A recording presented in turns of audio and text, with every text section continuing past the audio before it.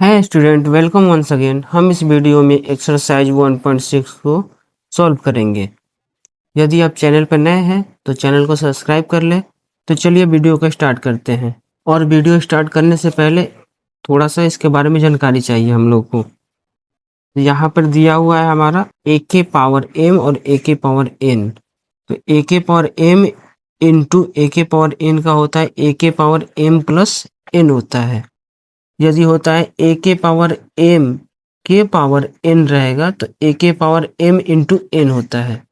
ए के power N divided by ए के power N.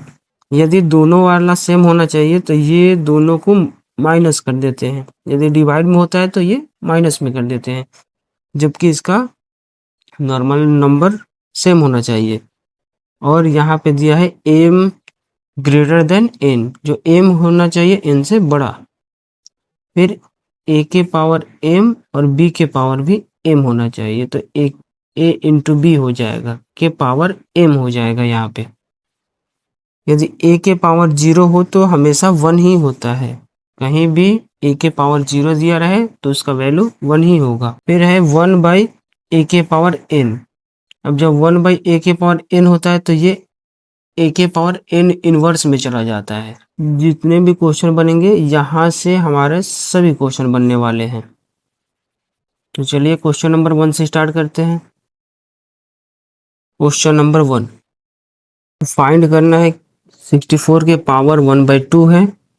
Question number 2 में है 32 के पावर 1/5 है और 125 के पावर 1/3 है। तो क्वेश्चन नंबर 1 से सॉल्व करते हैं। तो यहाँ 64 के पावर 1/2, तो 64 को हम कन्वर्ट करते हैं क्या 8 इंटू 8 में। 8 इंटू 8 यदि करते हैं तो होता है हमारा 64। तो ये 8 का स्क्वायर हो गया, ये दोनों 8 मिलके 8 का स्क्वायर बना दिए। 1/2 था, 1/2 लिख दिए। अब हम पीछे पढ़ चुके हैं कि ए के पावर एम के पावर एन होता है, तो ए के पावर एम मल्टीप्लाई एन, दोनों को मल्टीप्लाई कर देते हैं। तो यहाँ भी पावर में 2 है, यहाँ 1/2 है, तो 2 से 2 क्रॉस हो जाएगा तो बचा 1। तो 8 के पावर 1, तो 8 1 जा 8 हो जाएगा। अब क्वेश्चन नंबर 2 में दिया है 32 का पावर 1/5 है। अब 32 को किए तो 2 इंटू 2 इंटू 2 इंटू 2 इंटू 2 बना, तो ये 5 टाइम हुआ। तो 2 के पावर 5 कर दिए 1/5। ये भी हुआ ए के पावर एम के पावर एन के फॉर्मेट में, तो यहाँ कर दिए 5। तो 5 1 जा 5 हो जाएगा। यहाँ बचा 1, तो 1 2 के पावर 1 है, तो 2 1 जा 2 हो जाएगा। अब चलते हैं क्वेश्चन नंबर 3। क्वेश्चन नंबर 3 में है 1/25 का पावर है 1/3। अब 1/25 को किए 5 इंटू 5 इंटू 5 के फॉर्मेट में, तो ये 5 3 टाइम था, इसलिए 5 के पावर 3 हो गया। यहाँ से 3 इंटू 3 कर दिए, 3 से 3 1 टाइम में, 5 के पावर 1 इक्वल टू 5। तो 3 का आंसर हो जाएगा 5। तो चलिए चलते हैं क्वेश्चन नंबर 2। अब क्वेश्चन नंबर 2 में दिया है फाइंड, इसमें फाइंड करना है 9 के पावर में है 3/2। तो 9 के पावर 3/2 है, तो 9 को कर दिए 3 इंटू 3 कर दिए, तो ये 3 के पावर 2 हम लिख सकते हैं इसको। ये 3 का पावर 2 हुआ यहाँ से, और 3/2 जैसे के तैसे। ये है ए के पावर एम के पावर एन के फॉर्मेट में। यहाँ से 2 1 जो 2 हो जाएगा, 3 के पावर में 3 हो जाएगा, 3 3 जो होता है 27। तो इसका आंसर हो जाएगा 27। अब आगे दिया है 32। अब 32 को हम करेंगे 2 इंटू 2 इंटू 2 इंटू 2 इंटू 2 के फॉर्मेट में। तो इसको हम लिख सकते हैं 2 के पावर 5, और 2/5 तो ऑलरेडी इसका स्क्वायर में है, तो यहाँ से 5 से 5 क्रॉस हो गया, बचा कितना 2, 2 2 जा 4। तो इसका आंसर हो जाएगा 4। अब चलते हैं क्वेश्चन नंबर 3 के पास में। तो क्वेश्चन नंबर 3 में है 16। अब 16 के पावर में है 3/4, तो 16 का कर दिया 2 इंटू 2 इंटू 2 इंटू 2 के फॉर्मेट में, यानी 2 4 टाइम में, तो 2 के पावर 4 कर दिए 3/4। यहाँ से 4 1 जा 4 हो जाएगा, यानी 1 टाइम में 3 1 जा 3, यानी 2 के पावर 3। अब 2 के पावर 3 हुआ तो इसका आंसर आया 8। अब आगे क्वेश्चन नंबर 4 में है कि 125 के पावर -1/3।